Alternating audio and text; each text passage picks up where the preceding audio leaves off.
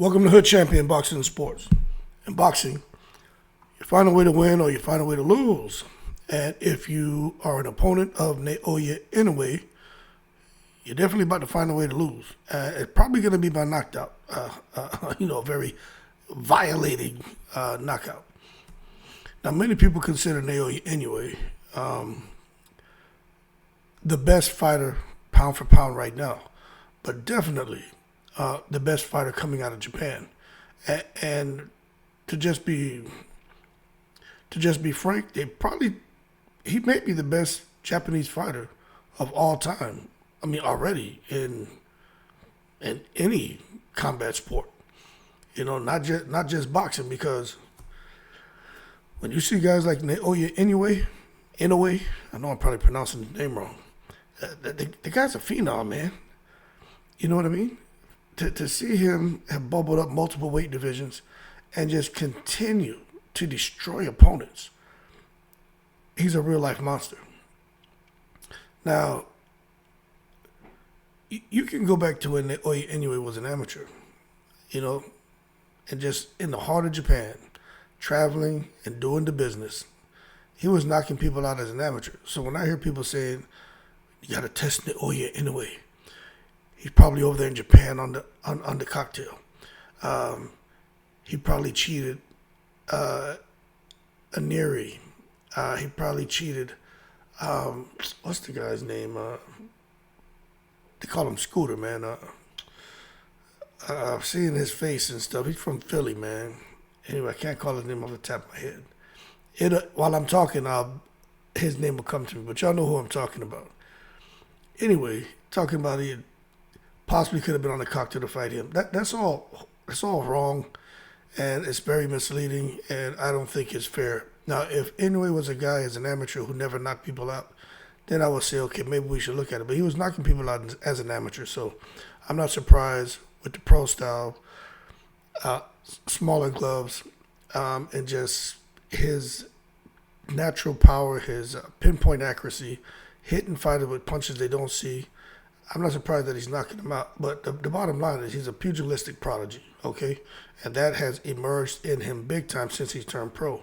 And when you look at what's happened since he's turned pro, especially in recent years, bubbling the weight divisions, people talk about him because he's leaving a trail of like awe and bewilderment, because it's hard for people to comprehend what they're seeing.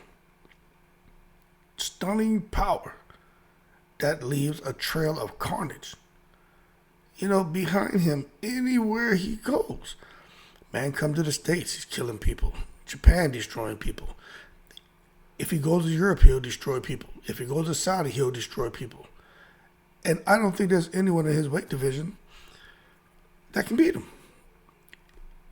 He's just a guy who, look, he may have to bubble up, like no kidding, to like a 135, and before he loses, or 130. But even then, he is just a nascent talent. And anyway, you keep hearing, people like he's the monster. Look, he was Christian the Monster, man, because of his. I think when you talk about him being Christian as the monster, I think it's just one of those justified monikers, that help to kind of capture or encapsulate his unparalleled prowess within the squared circle in the lighter weight categories, pound for pound. Because no kidding, he is a monster. He is a boogeyman. He is the Michael Myers, the Jason, the Friday the 13th character in the lighter weight divisions. But as a result of him being a monster, people are pushing for him to go and fight Gervonta Davis at some point down the road. Now, I'll tell you this. It's not often where you see a fighter like Inoue to just, really bubble up to the pinnacle of boxing, and to do it in like a meteoric rise. You just don't see that.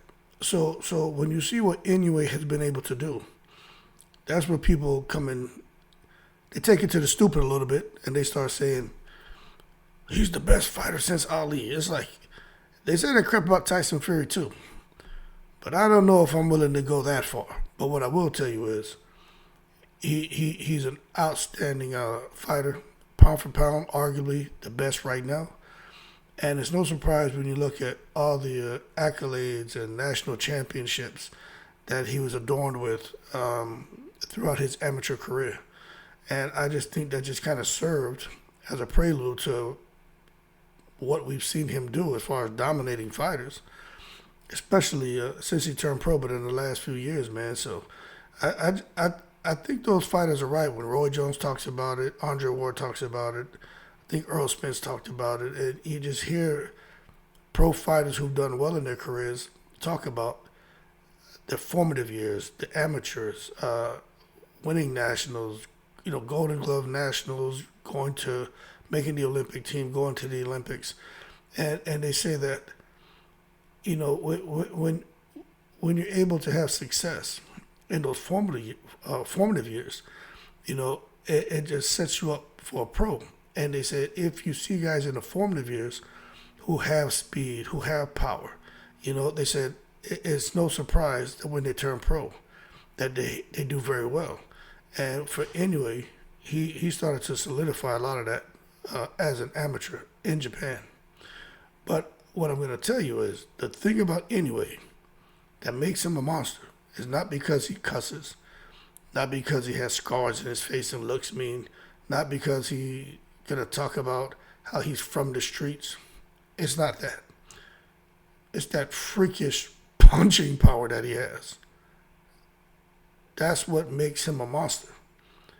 And if you look at his stature, kind of diminutive in nature, right? Little small guy. Out here packing the punch of like a Deontay Wilder, hitting like a horse, a mule kick. And that is what has everybody fascinated with him. It's the blows, man. It's the bing bings. And it's not just being able to land the bing bings. It's how he delivers them, man. It's the precision. It's the impact. And it just leaves opponents chest to canvas, ass in the air, looking crazy. And spectators with their mouths wide open in shock at what they've just seen. If he hits you, you will be hurt. If the first one don't get you out of there, it's the combinations that he throws. When he clipped Neri, it was a jab, hook, uppercut, hook. Crazy combination. And just damn near just killed the man. When he beat calling the guy Scooter, I'm seeing this. I can't believe I can't call his name. Steven.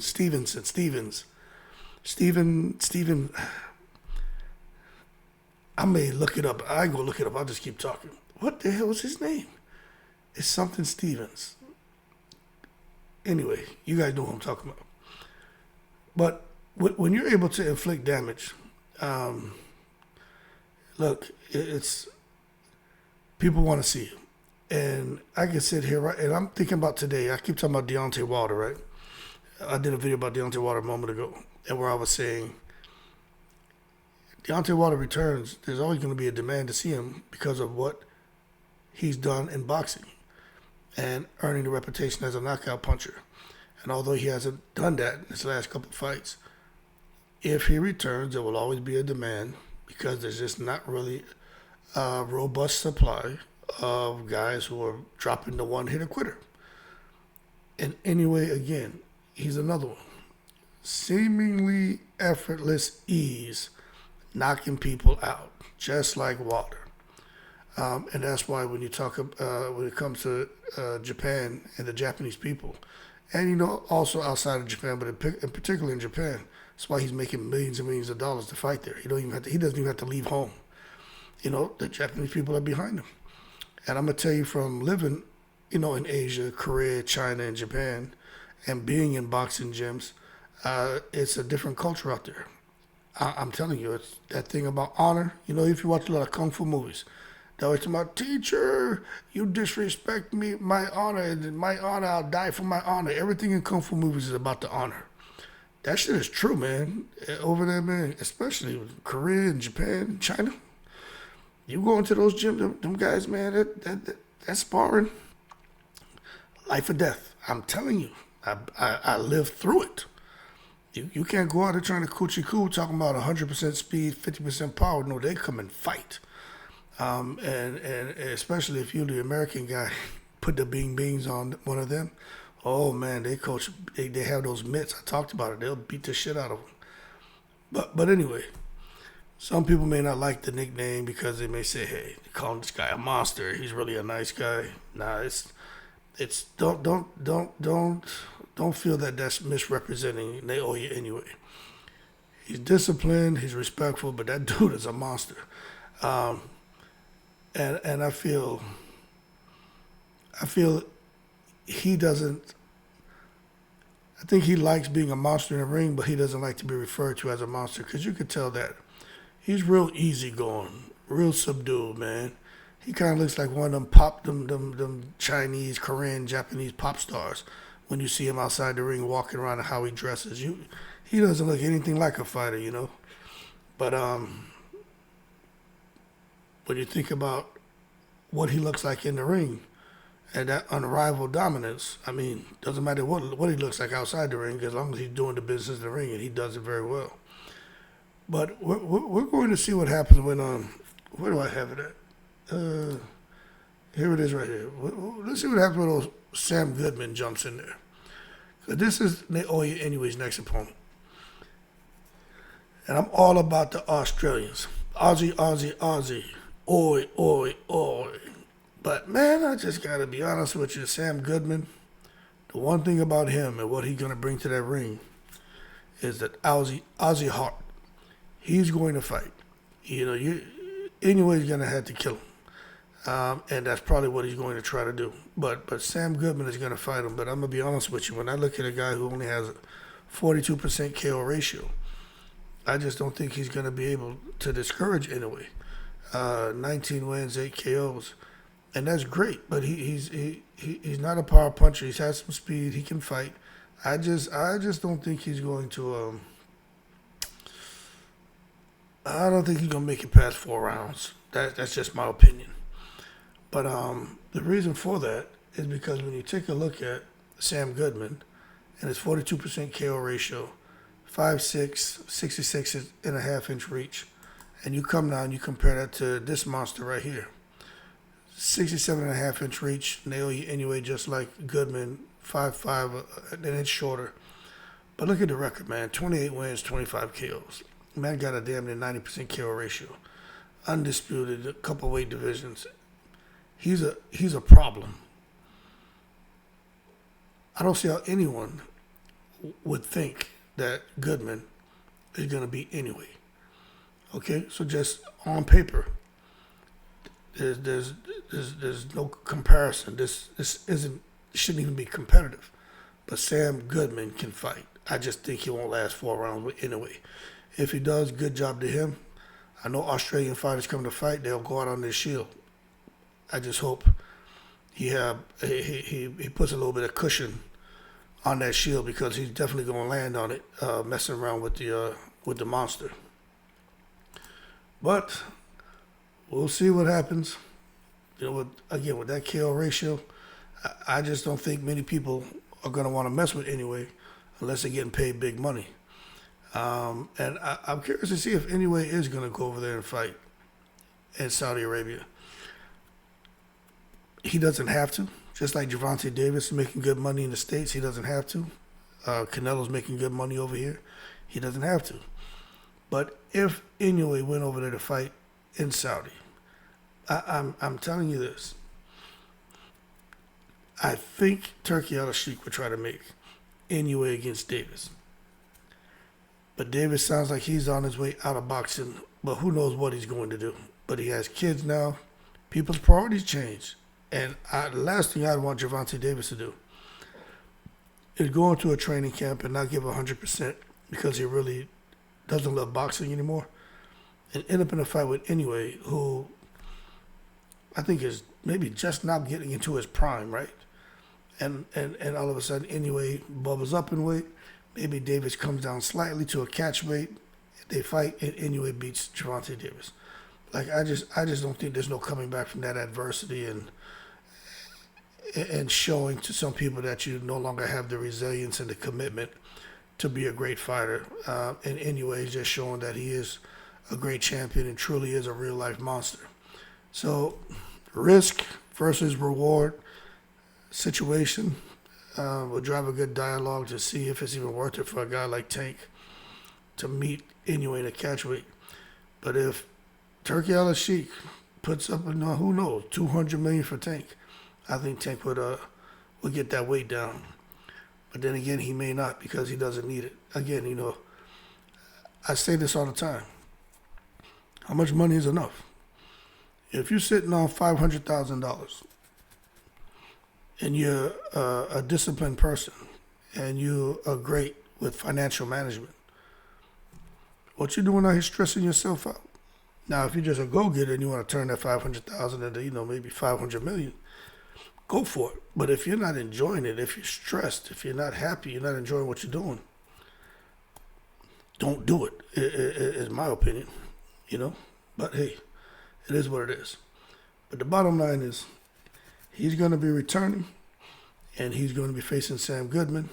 And I'm telling you right now, the only words that come to my mind when I think about Naoya Inoue is not just, like watching him perform and say, what a fighter. No, I'm saying, what a monster, a real life monster.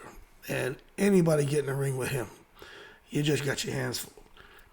Footwork, speed, defense, intelligence, aggression, takes risk, power in both hands, extremely accurate, IQ. I mean, everything you want in a fighter, Inoue possesses. The only thing about Naoya Inoue that he just needs to be mindful of is that these guys, he is in a higher weight class, and those guys can hit him. And if they catch him clean with a shot he doesn't see, they can put him down and possibly put him out. Anyone, but again, I just think he's just now nestling into his prime, and it's going to be tough for anybody to land a shot like that to put him out for the count. Anyway, I got Inoue clipping Goodman within 4 rounds, and then we'll see what his next move is. I just don't see no one beating him. I would like to see him fight the guy from Shushu, Bruce Carrington. I would like to see him fight Bruce Carrington. I think that's a great fight for Inoue when he bubbles up to the next weight division.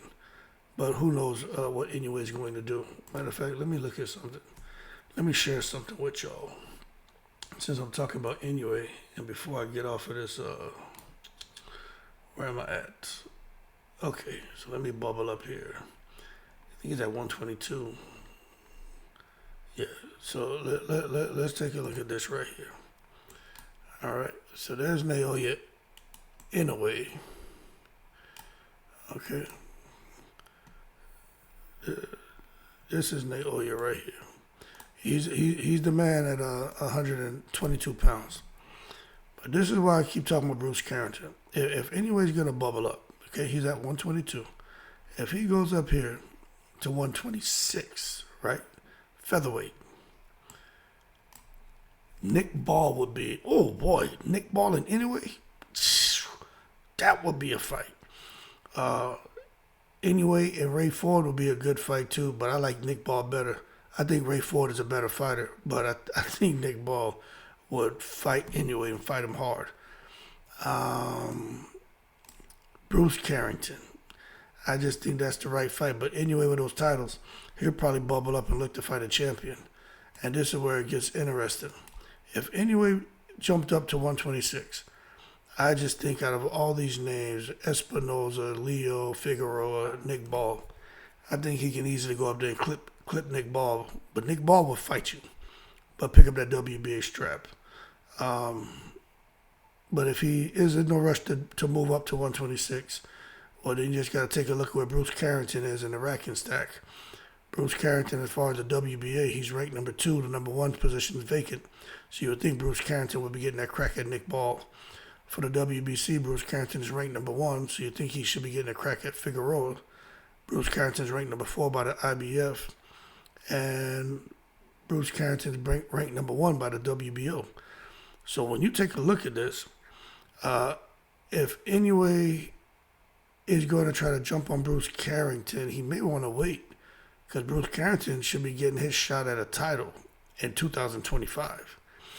And who knows, he may clip somebody, and then Bruce Carrington is a champion. And then now if Inoue bubbles up, he has an opportunity to maybe go against any of the champions. But I think Bruce Carrington and Nick Ball, Bruce Carrington is probably the optimal choice if Carrington picks up a title, because they're all there with Top Rank.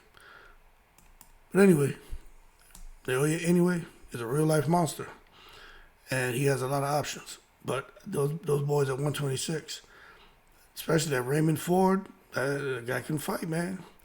We'll just have to see if Inoue can hang. What is this, a 4th weight division? Something like that. Just have to be smart with what he's doing. But I'm going to tell you, Naoya Inoue is no kidding, a real life monster. And no matter what weight division he bubbles up, I think he's going to be a problem for anybody. Y'all keep cool. I'm in the breeze.